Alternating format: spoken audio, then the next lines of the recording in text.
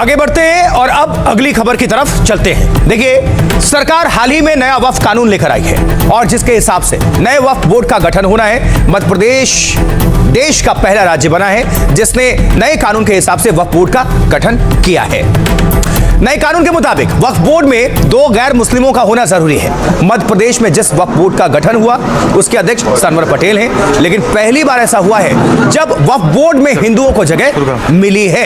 ये गौर करने वाली बात है। और मध्य प्रदेश के वक्फ बोर्ड में जिन हिंदुओं को शामिल किया गया है वो अमिनेश भार्गव हैं और मनोज मालपानी हैं, जिनकी तस्वीरें अभी आप देख रहे हैं।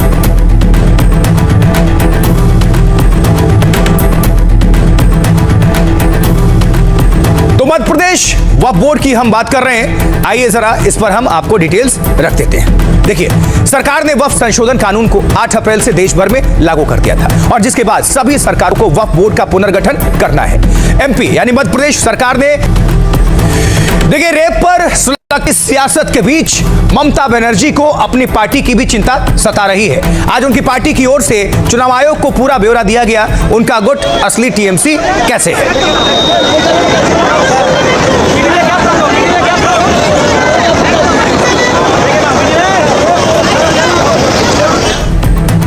और वहीं दूसरी तरफ ऋतव्रत बनर्जी की अगुवाई वाला गुट भी अपने आप को असली टीएमसी बता रहा है और उस गुट के दावे के बाद चुनाव आयोग ने दोनों पक्षों से अपनी अपनी दलीलें रखने को कहा था।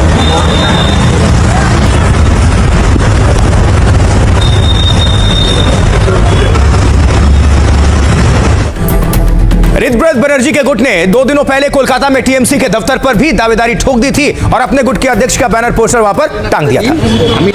प्रगति मैदान थाना पुलिस स्टेशन में क्या रहेगा? हाँ पुलिस स्टेशन में जाएगा क्या? आरजी क्या रहेगा? वो तो बोल दिया पूरा। কমপ্লেন আকারে দিন, আমি 100% তার উপর যা লিগ্যাল অ্যাকশন নেওয়ান আমি 100%। सर मैं तो नहीं, एक तो কথা বলি আমরা यहाँ से पुलिस बोल रहे थे हम लोगों का कोई बुरा इरादा नहीं था।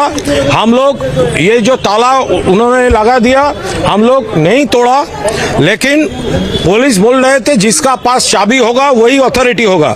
तो इस गेट का चाबी तो हमारा पास है, लेकिन पुलिस अभी उन लोगों को प्रोटेक्ट कर रहा है, उनका टीम जैसा खेल रहा है। देखिए, कल्याण बनर्जी की अगुवाई में टीएमसी के नेता आज चुनाव आयोग पहुंचे थे और अपनी बात उन्होंने रखी थी। क्या हुआ, फुल एक्शन आपके सामने रख देते हैं। देखिए, ममता बनर्जी की टीएमसी ने चुनाव आयोग को अपना जवाब सौंप दिया है और पार्टी पर अधिकार जताने वाले बागी गुटों के दावे को खारिज कर दिया है। टीएमसी का दावा है कि पार्टी की संगठनात्मक समितियां 2027 तक वैलिड हैं यानी वैध हैं। बागी गुट ने राष्ट्रीय कार्यकारिणी का कार्यकाल 2025 तक ही बताया था, लेकिन आज टीएमसी की तरफ से इलेक्शन कमीशन पहुंचे नेताओं ने इसे खारिज किया और कहा कि पार्टी के संविधान में समय समय पर संशोधन किया गया है। 2000 में समिति का कार्यकाल 3 साल से बढ़ाकर 4 साल किया गया था। फिर 2006 में समिति का कार्यकाल 4 साल से 5 साल किया गया। पार्टी का दावा है कि आखिरी संगठनात्मक चुनाव 2022 में हुआ था, इसलिए टीएमसी की राष्ट्रीय कार्यकारिणी का कार्यकाल 2027 में खत्म होगा। टीएमसी ने कहा बागी नेताओं ने खुद मौजूदा नेतृत्व को स्वीकार किया था क्योंकि उन्होंने 2026 का विधानसभा चुनाव टीएमसी के चुनाव चिन्ह पर लड़ा, लिहाजा यह दलील ठीक नहीं है। 2025 के बाद पार्टी का अस्तित्व नहीं रहा। उनकी अपनी दलील के अनुसार उनका चुनाव ही अवैध हो जाएगा। टीएमसी ने 22 जून को बुलाई गई बागियों की विशेष बैठक को अवैध बताया। तो दरअसल विधानसभा चुनाव के बाद से टीएमसी में टूट जारी है। 60 से ज्यादा विधायकों ने अलग गुट बनाया। ऋतव्रत बनर्जी नेता बने। इसके बाद ऋतव्रत बनर्जी के गुट ने असली टीएमसी होने का दावा ठोक दिया। और अब सुनवाते हैं आपको टीएमसी की तरफ से क्या दावे किए जा रहे हैं। पूरा फ्रॉड है। आइन का मुताबिक हम लोग का केस बहुत अच्छा है, लेकिन वो लोग बीजेपी को सपोर्ट मिल रहा है, चीफ मिनिस्टर का सपोर्ट मिल रहा है, रुपया आ रहा है, तो इसलिए उनका काम इलीगल है। तो उसका साथ बीजेपी है, हम नहीं जानता है क्या होगा, लेकिन हम लोग लड़ेंगे। हम लोग कोर्ट जनता का अदालत में भी लड़ेंगे और कोर्ट में भी लड़ेंगे। हमारे लोग का विश्वास है कोर्ट जुडिशियरी पूरा जस्टिस देंगे हम। कानूनी मामला है, अब कानून का मामला लड़ेंगे वो लोग कि बीजेपी के खिलाफ लड़ेंगे। हम चाह रहे हैं कि टीएमसी कुछ भी हो, एबीसीडी और विधानसभा में आके विरोधी का जिम्मेदारी निभाए। लोगों ने वो जिम्मेदारी दिया है और सोनार बांग्ला गढ़ने के लिए जो हम प्रयास करें उसमें सहयोग। जितने भी विधायक लड़े, जितने भी एमपीज इलेक्शन लड़े, सबके ऊपर तो जो सिंबल पे साइन तो ममता बंदोपाध्याय ने किया था, जो चेयरमैन है, जो चेयरपर्सन है टीएमसी की, और हमारी रजिस्टर्ड पार्टी है, आज से नहीं बहुत पुरानी है, सब जानते हैं, उन्होंने ही खड़ी की है, उन्हीं के हाथ से बना हुआ सिंबल है। तो चुनाव नहीं लड़ना चाहिए था, क्यों चुनाव लड़े? नहीं लड़ते, सिंबल न लेते। और आक्रोश जो है वो स्वाभाविक है, गुस्सा जो है लाजमी है और लोग बहुत अभी गुस्से में। इस बीच अभिषेक बनर्जी ने पीड़िता के घर वालों से फोन पर भी बातचीत की, जिसकी तस्वीरें ये रही। আপনারা সব যে ছেলেটি ধরা পড়েছিল সে কি যুক্ত ছিল এর সাথে? দেখে ছাড়িয়ে নিয়ে গেছে। আপনারা শক্ত থাকুন, এই নিয়ে মামলা টামলা যা করতে হবে হাইকোর্ট সুপ্রিম কোর্ট অবধি আমরা আমাদের সামর্থ্য অনুযায়ী পূর্ণ সহযোগিতা করবো, দরকার হলে সুপ্রিম কোর্ট অবধি যাবো। আপনারা শক্ত থাকুন। না, আপনারা শক্ত থাকবেন, তার ব্যবস্থা আমরা করবো। দিদি নিজে যেতে চেয়েছিল, আপনারা জানেন এখানে আমাদের পুলিশ দিয়ে আটকে রাখা হয়েছে, আমি তাড়াতাড়ি যাবো আপনাদের সাথে দেখা করতে। वहीं अभिषेक बनर्जी के घर पर भी सुरक्षा कड़ी कर दी गई है, पुलिस वालों की तैनाती वहां पर बढ़ा दी गई पहले के मुकाबले।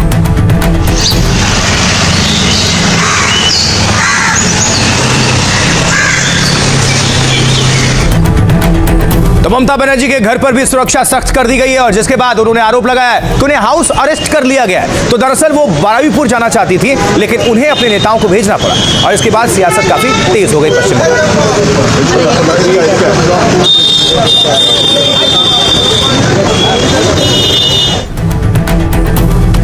चलिए अब आपको विस्तार से बताते हैं कि दीदी ने क्या कुछ कहा, मतलब ममता बनर्जी ने, और बीजेपी की ओर से उन्हें क्या कुछ जवाब मिला है। सुनिए जरा। देखिए, ममता बनर्जी पूर्व सीएम पश्चिम बंगाल बारुईपुर जाकर लड़की के परिवार से वो मिलना चाहती थी। मेरे घर के बाहर इतनी पुलिस क्यों लगा दी गई है, क्यों, क्या वो मुझे नजरबंद करने की कोशिश कर रहे हैं? शुभेंदु अधिकारी कह रहे हैं मुख्यमंत्री पश्चिम बंगाल, तुरंत कार्रवाई हुई है, 2 गिरफ्तार किए जा चुके हैं। मैं लगातार उस परिवार के संपर्क में हूं। पिछली सरकार में पुलिस को रुकावट थी, पुलिस आजादी से कोई काम नहीं कर पाती थी। अभिषेक बनर्जी कह रहे हैं, महासचिव टीएमसी के, उनकी चुप्पी बहुत कुछ कहती है, कोई आक्रोश नहीं। जब न्याय चुनिंदा होने लगे और आक्रोश राजनीतिक हो जाए तो सिर्फ पीड़ित ही नहीं, समाज को भी कीमत चुकानी पड़ती है। डोला सेन, सांसद टीएमसी, उन्होंने दीदी को नजरबंद कर दिया है। ऐसा करके क्या वो दीदी को रोक पाएंगे? पुलिस प्रशासन जो कर रहा है वो सुपर इमरजेंसी है। दिलीप घोष, मंत्री पश्चिम बंगाल, वो कह रहे हैं ममता तो रास्ते में घूमती हैं, उन्हें कौन हाउस अरेस्ट करेगा?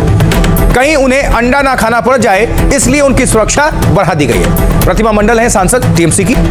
ये लोग ममता बनर्जी को जाने नहीं दे रहे हैं, ये लोग ममता से डरते हैं, लेकिन वो शेरनी है। देश जानता है कि ममता का नाम अग्नि कन्या है। अग्निमित्रा पॉल, मंत्री पश्चिम बंगाल, वो कह रही है 15 साल वक्त नहीं मिला, वो अब क्यों जाना चाहती हैं? उस सीएम ने सिर्फ उकसाया है, विचार नहीं दिया है, हमारे ऊपर और हमारे बच्चों के ऊपर कमेंट किया है। आपको हम लोग जाने नहीं देंगे, आज भी हम ही जाएंगे। ममता को हाउस अरेस्ट का दावा करने के बाद टीएमसी ने उन्हें शेरनी बताया और दूसरी ओर भारतीय जनता पार्टी कह रही है कि उन्हें घर में इसलिए रोका गया है ताकि वो अंडों से बच सकें। तो इंसिडेंट हुआ, उसमें 0 टॉलरेंस मान के चलिए। 2 अरेस्ट हुआ, बाकी को भी अरेस्ट करूंगा। गार्डियन का जो उम्मीद है सरकार से वो पूरा करने का काम सरकार कर रहा है। सबको जाने का इजाजत देगा है। भीड़ भाड़ मत कीजिए, जाइए, बात कीजिए, सब खुला है, कोई ब्लॉकेट नहीं है। सरकार का सामने पूरा क्रिस्टल क्लियर है। ममता बनर्जी एक शेरनी है।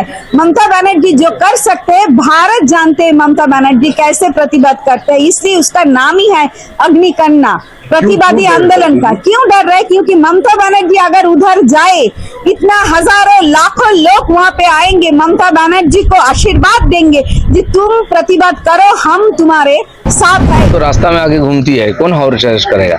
उनको भी ना अंडा खाना पड़े, इसलिए पुलिस की पोस्टिंग किया है। ये सुपर इमरजेंसी चल रहा है, सिर्फ इमरजेंसी नहीं, सुपर इमरजेंसी चल रहा है। ये ठीक नहीं है जो हो रहा है। जो सीएम 15 साल सिर्फ इंस्टिगेट किया है, विचार नहीं दिया है। 8 बजे के बाद हम लोग तो अफगानिस्तान में है, निकलना नहीं चाहिए था। 14 साल की बच्ची को जब टीएमसी का नेता का लड़का जब बलात्कार करके उसको मार दिया गया था, वो बोले थे ममता बनर्जी, उसका शायद प्रेम था, पेट में बच्चा था। प्रेम होने से आप बलात्कार कर सकते हैं? तो इनको राजनीति करने नहीं देंगे। टीएमसी बहुत कुछ करने का कोशिश करेंगे, लेकिन जनता जनार्दन ने उसको उखाड़ फेंक दिया है। अभी वो लोग को कई साल चुपचाप रहना ही सही होगा।